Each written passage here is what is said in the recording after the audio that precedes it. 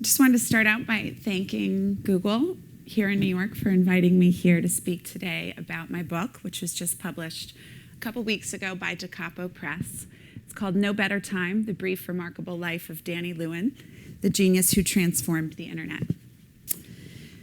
First, just a little background about me. I'm a journalist. I've worked in the field since my first job as a local radio reporter in college. Actually, even earlier than that, since my first job as a newspaper reporter in elementary school. And over the past 15 years, I've had the good fortune to work in print, television, and documentary film, and often, when possible, travel the world in search of a good story. And I got my real start here in New York, actually. I moved here right after college. Like a lot of idealistic young college graduates, I packed up a U-Haul with some friends and moved here into a tiny, cramped apartment. And I was thinking about it last night. It's almost funny to stand here today and think how I applied for jobs back then. To date myself a little bit, I applied with paper cover letters, which I hand-delivered to offices all over New York. And I followed up with phone calls from landlines. And that's really when I set out on my career path here in the city. And at the time, I guess I could say the internet was in I look at it as its teenage years, still finding its identity and place in the world. And we were all trying to figure it out as users and businesses and academics and thinkers. I'm often asked how I decided to write a book about a mathematician and computer scientist, particularly by those who know me well. I didn't have any math or science training. I somehow, as an English major, managed to avoid any math and science subjects all through college, and I didn't pass calculus. But the answer is really simple. The reason I wrote this book is because it was a story that was so inspiring to me, so exciting and so captivating that I couldn't let go of it. And that's what I'm here to talk to you about today. It's a story of Danny Lewin. And of course, given the audience here at Google, talk a little bit also about the innovation and the science underlying the technology that Danny helped create. The story of No Better Time, the subtitle of my book is The Brief Remarkable Life of Danny Lewin, the Genius Who Transformed the Internet. And I realize that at a place like Google, that's probably a bold claim to make. You probably have a lot of people who you know, or many of you may be geniuses yourself, and you're working to transform the internet. But I hope the book makes a case for, and I'd like to make a case today, for Danny Lewin's genius, the genius of his company, the people who surrounded him, and the great things they did with Akamai Technologies and how it was born. Just going to read you a little bit from the preface of the book to give you an idea of the incredible span of Danny's short life. No Better Time is the story of Danny Mark Lewin, who was almost certainly the first victim of the 9/11 attacks. It's the story of an extraordinarily gifted young man who believed that anything was possible and let nothing stand in his way. Of an all-American kid who moved to Israel against his will, ended up falling hopelessly in love with the country, and served as an officer in the most elite unit of the Israeli army. Of a young soldier who was trained to hunt and kill terrorists, and who, in a tragic twist of irony, later died at their hands. Of a loud, irreverent young computer science student who formed a beautiful friendship with a soft-spoken, reserved professor. Of a husband and father who spent years struggling to make ends meet and became a billionaire almost overnight. Of a theoretical mathematician who wrote a set of algorithms that would change the internet forever. Until now, it's a story that has remained largely untold. When Danny Lewin was alive, business journalists categorized him and his company, Akamai, as breakout stars of the dot-com boom. After his death on 9/11, the mainstream media eulogized him as one of the 2,975 victims of the attacks, but never fully investigated his actions on American Airlines Flight 11. His family and friends have remained largely silent. They are certain that Lewin courageously tried to stop the terrorists and that he was likely the first victim of the attacks, but they have been reluctant to share publicly why they believe this to be fact. Some stories, I have learned, simply can't be told without the passage of time. You can dig at them, push them, and pound the pavement in search of ways to bring them to life, but you cannot be true to them until their keepers are ready to share a part of their lives long shrouded in privacy. It's not until that point that they will reach willingly into the wells of their memory, perhaps even back to those moments hardest to relive, and begin to tell the story.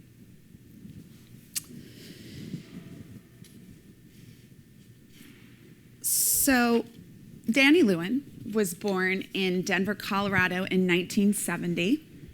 And in many ways, he had an all-American childhood. He was the eldest of 3 boys. His parents were both doctors, and they lived in a very nice suburb of Denver called Englewood, Colorado. He and his brothers were athletic and smart, and they just enjoyed a very nice childhood there. Near the mountains. They skied and played all sorts of sports, loved the outdoors. But his childhood was different for a few reasons, and I think many of them help explain the success he later achieved as an academic and entrepreneur, computer scientist, and mathematician. First, there was the fact that Danny's parents believed strongly in nurturing their children intellectually, and they taught them all subjects around the kitchen table, while other children their age were probably watching cartoons or playing outside.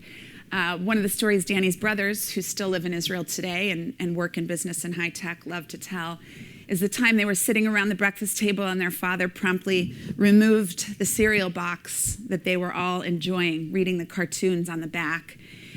And he returned a few minutes later with the cereal box, and on it, pasted over the cartoons, was an article from Scientific American magazine. And that led to sort of a family tradition of these almost intellectual jousting matches over the table and around the table, where they would speak about subjects in math and science, and truly it excited them all. Another interesting fact is that Danny's father brought home a home computer very early on, when Danny was just a young boy, and his brothers. And it was a make-at-home computer. It was an Altair, and it was a build-it-yourself kit. And that was followed by an Apple II when Danny was only about 9 years old.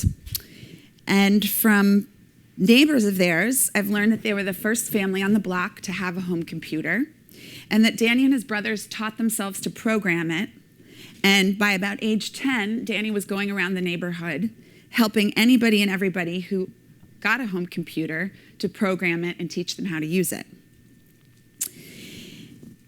Then at age 14, Danny's life took a pretty unexpected turn, and an unwanted one for him. When his father, he grew up in a family of practicing Jews.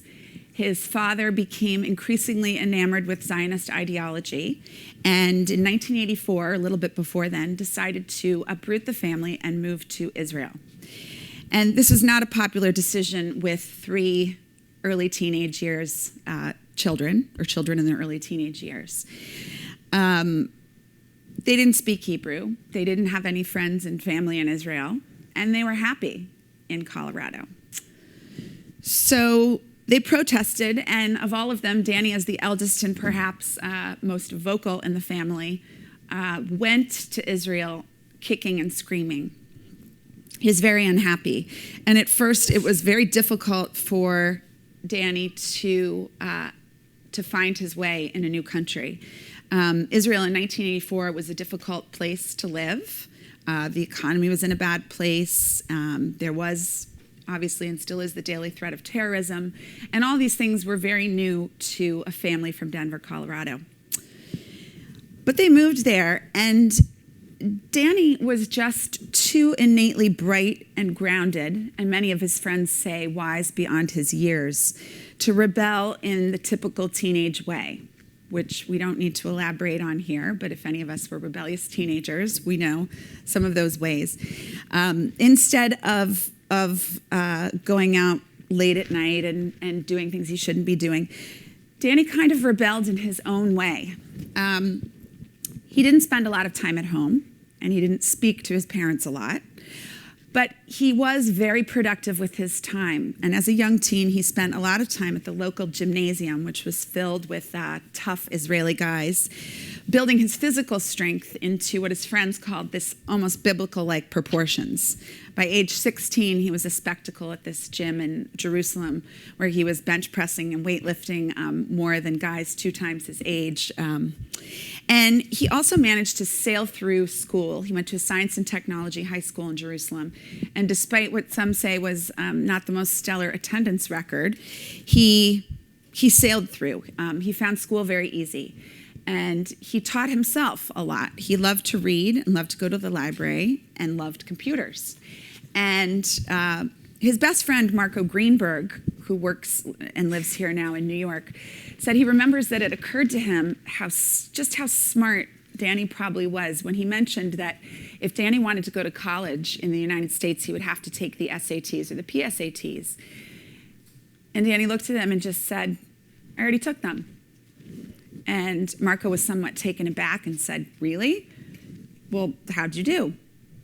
And the answer, which he said without any fanfare and very modestly, was, well, perfectly, almost perfectly, on both the English and the math. And that just wasn't a big deal to him. That was the way he operated. At age 18, like native Israelis, there's compulsive military service. And Danny, as I mentioned in the preface, joined the Israeli Defense Forces. And much to the surprise of anybody who knew this bubbly, cheerful, sometimes all-American teenager who was still speaking in broken Hebrew, there was a lot of surprise when he was admitted to a unit called Sayeret Matkal, which is the most elite counterterrorism unit of the Israeli Defense Forces. Up until the 1980s, this was a unit that was hand-selected. And Danny set this goal early on of being admitted into this unit, and he achieved it. And not only did he achieve it, but he rose very quickly to the rank of officer in that unit. From there, Danny went on to the Technion in Israel, which I'm sure many of you know is, it's often called the MIT of Israel, the best and brightest minds in science and engineering, and a really wonderful place where everybody says Danny really, for the first time, found his intellectual haven. He was an incredible student there. People today still marvel at what he was able to accomplish there in just 3 years. I spent some time in Haifa researching the book, and one of Danny's professors, who's still there today, said he'll never forget this bright-eyed, excited student crashing into his office one day, telling him how excited he was about knot theory, and how even though it wasn't really a part of his curriculum, he would absolutely love the opportunity to work with this professor on a paper he was doing on robots and knots. And that led to the first of many intellectual courtships and partnerships that Danny had in his short life. He really became interested at the Technion in the hardest problems. He was someone who really always wanted to take the most challenging problems, the problems everybody said, you can't possibly solve. Oh, everybody's working to solve that. And he went straight for them with almost a guided missile-like precision. And what he was interested in was using the highest level of math to solve the problems. At the Technion, Danny juggled 2 of the most difficult degrees, computer science and engineering, which very few students did and very few still do today. He also juggled a wife and 2 young children, and a full-time job at IBM Research Labs in Haifa, where he quickly stood out among the crowd for his research in verification processes. And 2 years into his time at the Technion, he won Best Student Paper Award, and by 1996, he was bound for MIT, the Massachusetts Institute of Technology. The wonderful part of Danny's story, and there are many, for me was the reason that he decided to attend MIT. He was accepted, after all, to the top 10 graduate programs in computer science in the country, in the world. And turns out that there was one book that he found in the library that spoke to him. And it spoke to him so beautifully that he decided that MIT was the place he simply had to go. The author of the book, who was a professor at MIT's Lab for Computer Science, the legendary lab where the internet was in part born, was a professor named Tom Layton, who had been at both Princeton and MIT, and was already a world-renowned expert at a very young age on algorithms and distributed systems, and using theoretical math to find ways to route information through these distributed systems. Danny pulled this book out of a shelf in the library. He looked at it and he said to himself and to his family, "This is the man that I want to work with." And this was a time before algorithms were considered sexy or interesting in any way. It was still a term that scared people in some ways when it applied to math or computer science. But Danny saw in Tom's work something truly spectacular. And more specifically, it was that he spoke the same language as Tom, this rarefied, abstract language of theoretical computer science. Tom Layton and his colleagues at MIT had been working for some time, by the time Danny arrived there at MIT, on a way to end what they had called the worldwide wait. I probably don't have to tell any of you here about this, but as a reminder, and it's very hard to imagine now at a time when we can type anything in and have instant gratification, there was this interminable wait often when you logged on the internet in the mid-90s, and we can all remember that chirping, beeping, and straining of the modem as it connected, and then the very frustrating, sometimes infuriating message you would receive that was, "Please try again later, the server is busy." And at the time, this was obviously a huge impediment to the growth of the internet, particularly in the business community. So at MIT, in the Lab for Computer Science, Tom Layton's group was working on using theoretical math to solve this problem. And Tom will say today that nobody was really looking at their group for real answers. They appreciated the work they were doing, but it was looked at as kind of ivory tower and too abstract and too high-minded to have any real practical application. And at the time, the way people were, as you know, trying to solve this problem of the worldwide wait and problem of congestion on the internet was to build out their hardware, build these huge server farms, experiment with caching and mirroring technology. And all of these worked, but they didn't work in a way that would survive a huge crush of traffic. And by the mid-90s, we were obviously learning this when huge events would take place and everybody would try and log on and major websites would crash. So Danny joined up at MIT and eager to impress Professor Layton, started working on an idea for his master's thesis. At the time, he didn't think it was a great idea. He was, like a lot of graduate students at such a prestigious academic institution, he was slightly insecure about his research. Initially, he didn't get great feedback on it, but he came up with this concept called consistent hashing, which, as you may know, is a method of accessing data by assigning it a set of unique numbers. Hashing schemes work very well when the number of servers is known and fixed, but on the internet, when the number of servers is in flux, it can be relatively useless. So with this in mind, Danny set out to develop a new set of algorithms that would claim something that no other caching strategy could, which was fault tolerance. He thought the idea was okay, but he did deep down believe that it could have some practical application despite the early feedback he received. Fortunately for him, Tom Layton agreed. They spoke this same beautiful, rarefied language of theoretical math that I spoke about earlier. And when Danny took his thesis to Tom, for Tom to look at, Tom had a bit of an aha moment, where as he explained it to me, he looked at the papers and he saw immediately something that he called a gem of an algorithm, something that he believed actually had practical application, and told Danny, this needs a name. We need to do something with this. And that's how Akamai Technologies, the Cambridge-based company that Tom and Danny co-founded with two others, was born. By 1997, they'd formed the start of a company that promised to end the worldwide wait, an audacious claim in the mid to late 90s.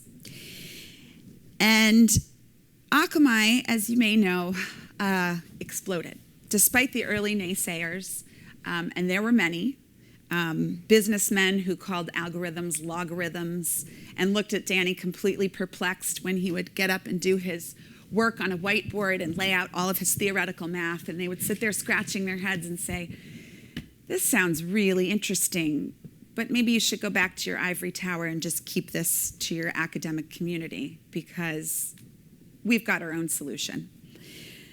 But Danny was unrelenting, and he built a group of people around him at Akamai in the early days who were also unrelenting and believed in the power of the business that they were proposing, which was to program these servers with intelligent software that would effectively route traffic around the internet in a way that nobody had really done before.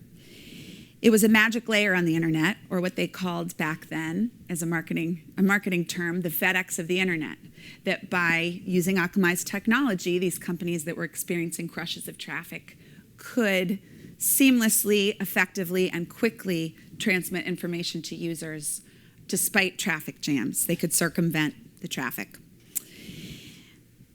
By 1999, the company had exploded.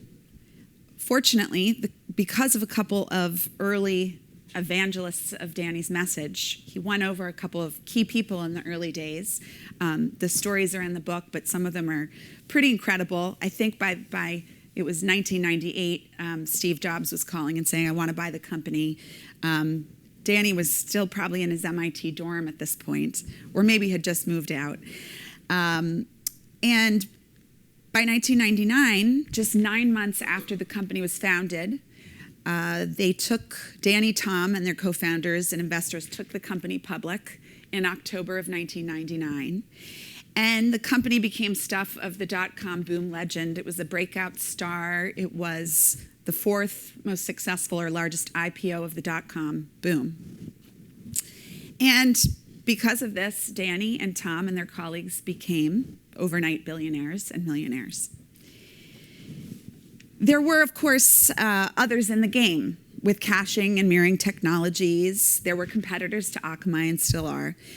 But the magic in Akamai's solution, which effectively created this magic layer on top of the internet, circumventing the traffic, could be found in Danny and Tom's algorithms, or what they called the secret sauce, and they still do today. I've been talking a lot about my book recently to various audiences, and I typically don't linger too much on the word algorithm. It still sort of scares people, and within these walls you may find that surprising. But if you ask 10 people on the street what is an algorithm, you're likely to get some rather bewildered looks and some puzzling answers. And I have to say I was the same before I started working on this book. And here I am today at Google, where algorithms are king. And of course, just last night, the very exciting news of a new search algorithm, one that promises to be even more precise and faster than the one that we use today. And so I had to think last night when I heard that news that no doubt it would be something that Danny would be absolutely thrilled by.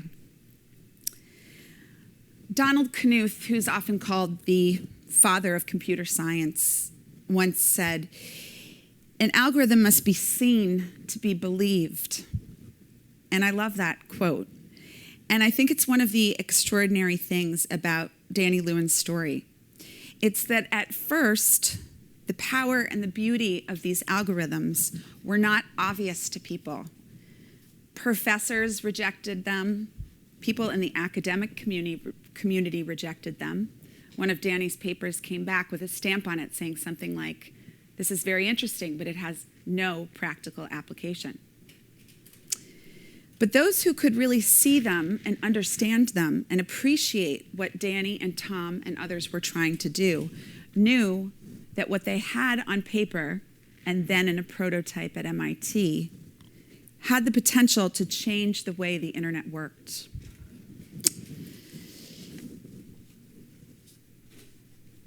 Danny's story is spectacular in many ways for all the reasons I've talked about up until this point.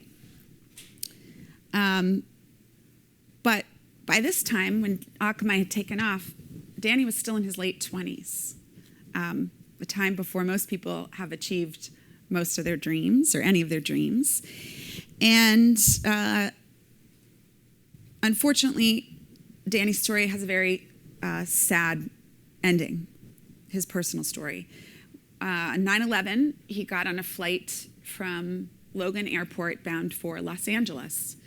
It was a tough time for Akamai, as you know. By 2001, the bubble had burst, and Akamai and Danny and Tom and all of the others who they worked with were struggling to keep the company afloat in a time of a lot of change, and they were really struggling. And that morning, Danny got on this flight bound for Los Angeles. He had made that flight so many times that year that he knew the flight attendants by name. He had his seat. He was on his phone, making phone calls, working up until the minute the flight took off. And we don't know exactly what happened on that flight that day, but we do know that 14 minutes into the flight, hijacking began on board.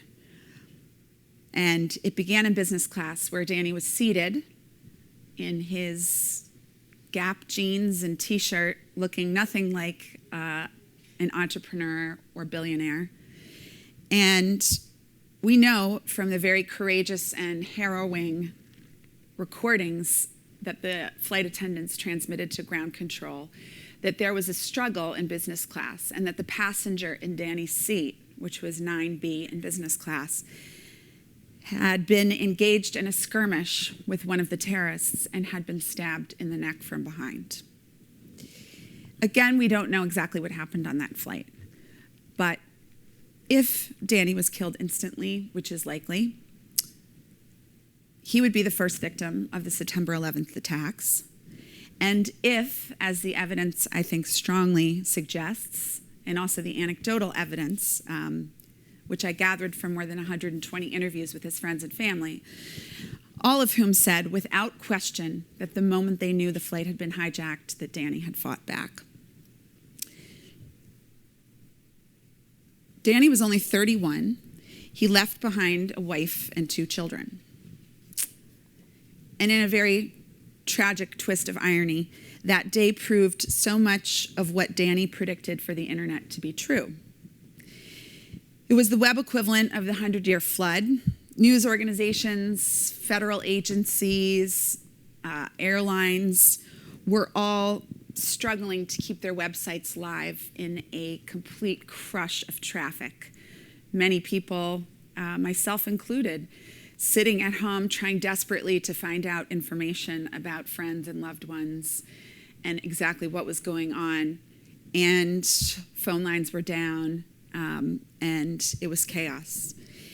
And at that time, unbeknownst to anybody that Danny was on that flight, a lot of these news organizations and federal agencies were picking up the phone to call Akamai and ask for help.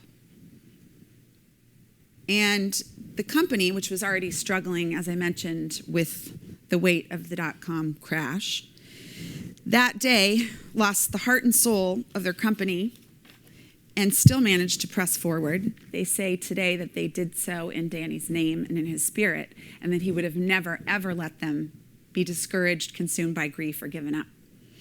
So that day, Akamai Technologies helped major websites stay live.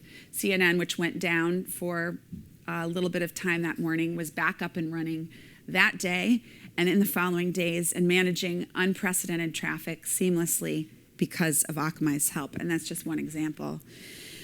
And I I think that, it's really an honor to be here today at Google to speak about Danny and his legacy. Akamai Technologies, as most of you know, is still very much alive today. At any given moment, the company controls almost 30% of the world's internet traffic, had offices around the world, thousands of employees, and is a multi-billion-dollar company today, something Danny would have loved to have seen.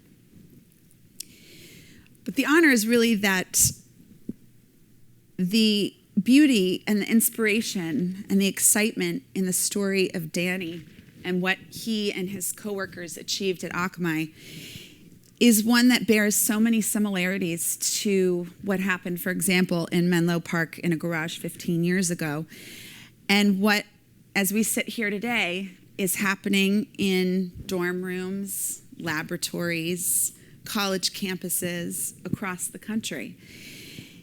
And it's really not just the spirit of innovation, but also the belief that we can achieve something so much greater than ourselves and achieve something that has a lasting impact beyond our time. An algorithm must be seen to be believed. It's no doubt that if Danny were alive today, you would know his name, he would be a household name, and more people would know his incredible story. But we don't have to see the algorithms clearly to believe that we can achieve. It does seem somewhat like magic, especially to those of us with no computer science or math to their name. But we see the fruits and benefits of it every day when we log on to the internet. And the power of these algorithms allow us to do so many extraordinary things. So, again, it's an honor to be here today. And if you have any questions for me about the book, please ask. And copies are available. If you like what you read and you're excited about it, please spread the word on social networking, whatever you use. And if anything, today, I think this is a wonderful place to be and to take inspiration from Danny's story. He toiled away at a cubicle and in a dorm room and in a laboratory and in an academic setting for enough time to have gotten discouraged and to have gotten down and to have moved on to something else. But he believed. And it's an incredible thing, an extraordinary story, and I hope that you enjoy it. Thank you so much for having me today.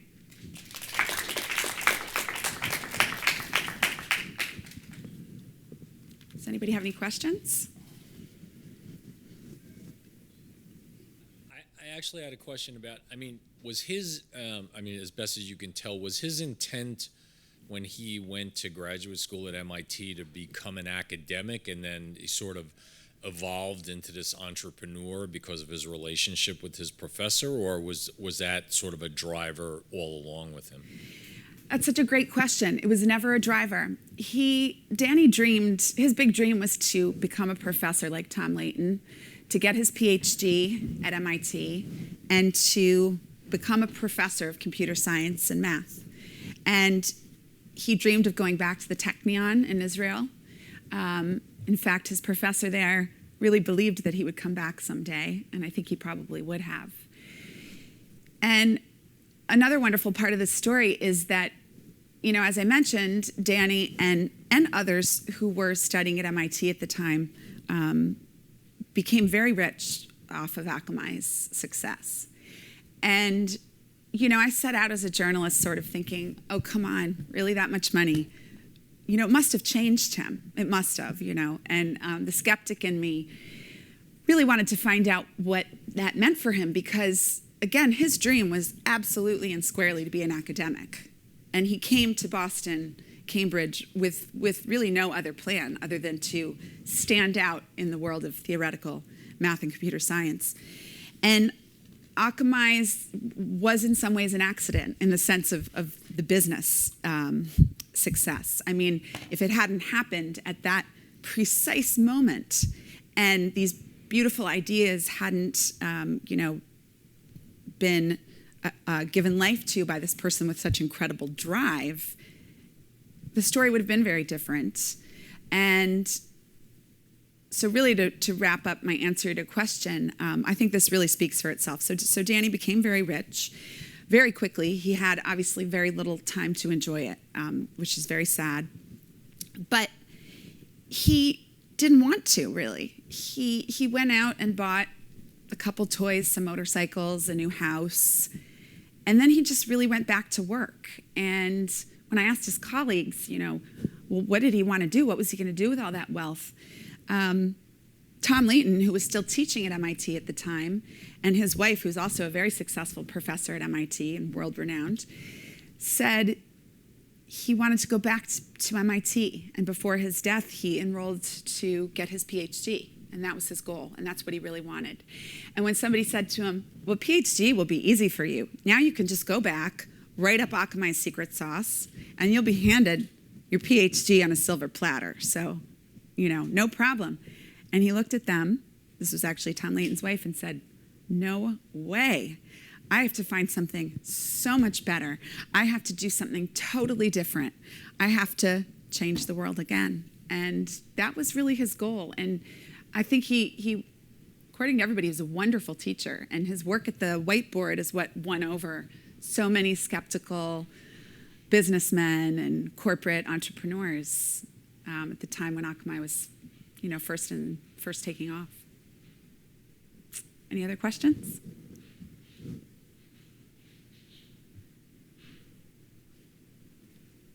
Well, thank you again. It's an honor again to be here at Google New York to speak to you, and I hope you enjoy the book. Thank you.